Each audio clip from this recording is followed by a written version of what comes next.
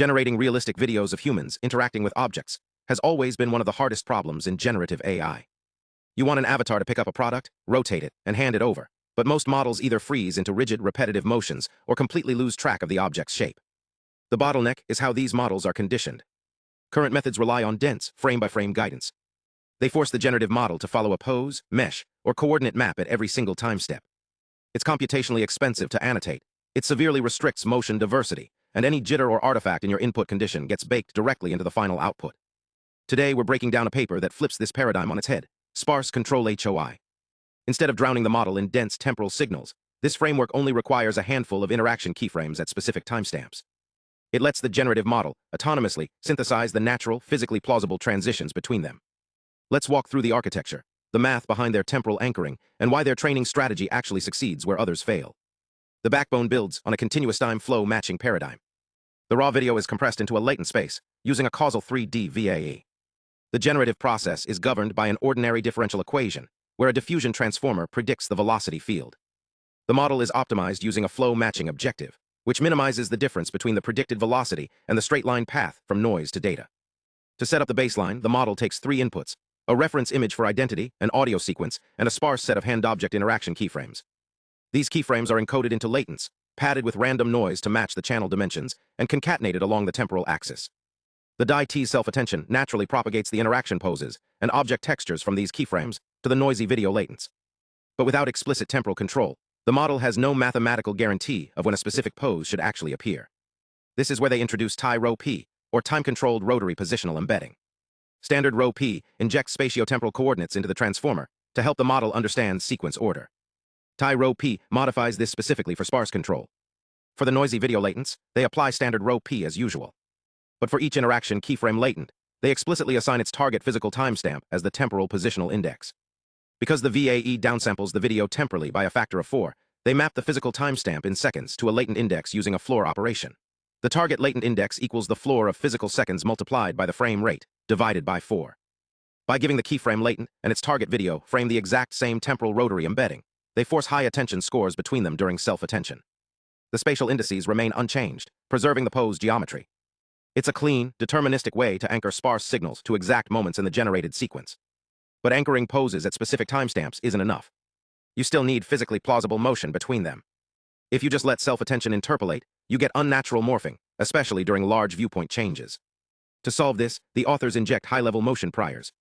They feed the interaction keyframes into a multimodal large language model, specifically QN2, 5VL, along with a structured prompt asking it to infer the complete hand-object interaction process. The MLLM outputs textual descriptions of hand pose changes, object rotation, and contact regions. These tokens are then compressed using a Q-former architecture. The Q-former uses a set of learnable queries that attend to the MLLM's output via cross-attention, compressing the long textual sequence into a compact set of motion prior tokens. These tokens are projected into the DIT's embedding space and injected into every transformer block through dedicated motion cross-attention layers. During generation, the DIT's intermediate latents act as queries, while the motion priors act as keys and values. This gives the model semantic guidance on how to move, not just where to be at specific times. Now, you might wonder why they don't just train everything end-to-end in one go. That's exactly what they tested, and it failed. MLLMs excel at abstract reasoning and language, while diffusion transformers are optimized for concrete pixel-level synthesis. When you train them jointly, their feature spaces entangle. The DIT starts over-relying on the MLLM's representations for visual texture, and since MLLMs are prone to hallucinating fine-grained visual details, the object appearance gets corrupted. To prevent this, they use a decoupled 2-stage training strategy. Stage 1 freezes the MLLM and Q-former, and trains the DIT using low-rank adaptation to learn appearance feature transfer and strict pose adherence to the TI-Rho-P anchors. Stage 2 freezes those low-raw parameters and exclusively trains the Q-former and the new motion cross-attention layers. This separation ensures the model learns visual synthesis independently from motion reasoning, resulting in cleaner textures and more stable convergence. To train and evaluate this, they also released Sparse HOI 5K, a dataset of nearly 5,000 live streaming e-commerce clips. It's specifically curated for sparse temporal control, with synchronized audio, hand, and object masks, and inpainted object-free frames for reference. The evaluation goes beyond standard FID and FVD. They introduce MSRAFT, which uses a pre-trained optical flow model to warp adjacent frames and measure pixel-level warping error, giving a rigorous quantification of temporal smoothness.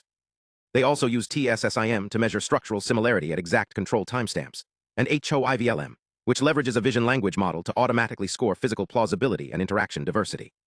On both their own dataset and the Anchor Crafter benchmark, Sparse Control HOI outperforms dense control baselines across all metrics. It maintains object consistency, avoids floating artifacts, and produces significantly more natural motion transitions. Sparse Control HOI proves that you don't need dense, frame-by-frame conditioning to get precise, high-fidelity human-object interactions. By combining temporal rotary anchoring, MLLM-derived motion priors, and a decoupled training strategy, it gives the generative model just enough guidance to stay on track while leaving room for natural, physically plausible motion synthesis. It's a practical step towards scalable, annotation-efficient video generation for applications like live streaming commerce and virtual avatars. If you want to dig into the full architecture, check the ablation studies on the keyframer design or try out the code and dataset. I've left the links in the description. Let me know in the comments how you think Sparse Control might change the way we approach video generation. Thanks for watching, and I'll see you in the next one.